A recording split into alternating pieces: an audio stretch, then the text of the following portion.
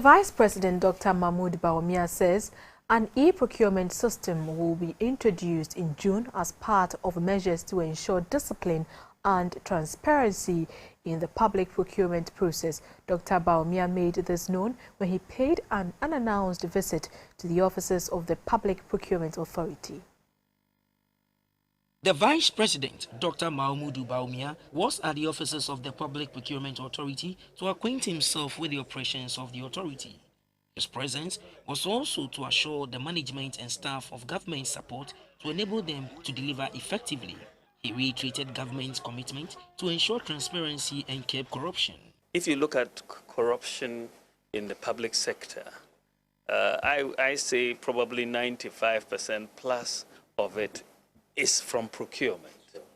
And so if you want to tackle corruption, you have to tackle procurement. And so we are trying to give the Public Procurement Authority as much support as we can to execute its mandate. For every procurement, there's going to have to be due diligence and value for money audits before there is approval. We want to bring in a lot of transparency in the procurement process. Starting in June, we are going to begin e-procurement, which means that every procurement will have its own unique identification number. So you can go onto the website, enter that identification number, and you will know the stage of the procurement process. And you can track it, from each stage to the end. At the management and staff Deba, the Chief Executive of the Public Procurement Authority, Mr. Ajine Mboatineji, promised his organization's preparedness to work to ensure value for money. We're now going to conduct due diligence to establish value for money for every single source application that we receive here.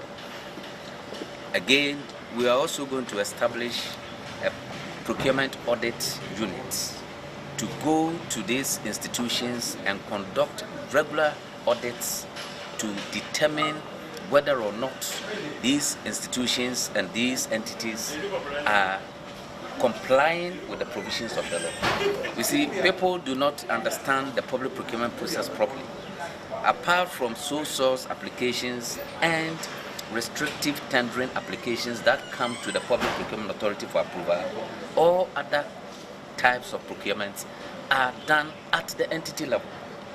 So we do not want to just concentrate on the sole source because we're going to discourage sole source as much as possible. The major challenge for management of the authority is accommodation. The Vice President promised to find a solution to the problem.